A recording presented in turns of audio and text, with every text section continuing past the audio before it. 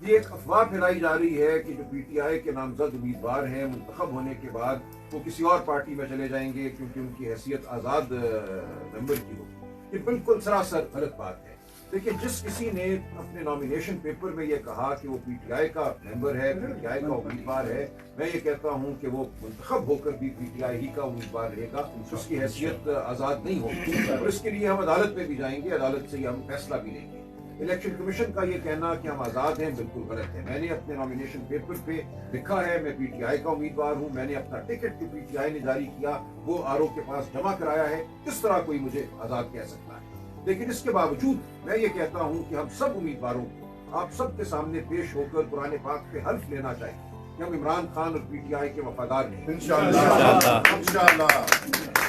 ہم کسی لالچ میں کسی خوف میں نہیں آئیں گے. منتخب ہونے کے بعد ایوان میں ہم پی ٹی آئی کی پارلیمانی پارٹی ہوں گے. اور اس بات کو دکھانے کے لیے, اس بات کا اعادہ کرنے کے لیے سب سے پہلے میں خود حلف لیتا ہوں. میں آپ سے گزارش کرتا ہوں کہ مجھ سے یہ حلف لے اور ہر امیدوار سے یہ حلف لے. انشاءاللہ پیچھے ہو جائیں سر.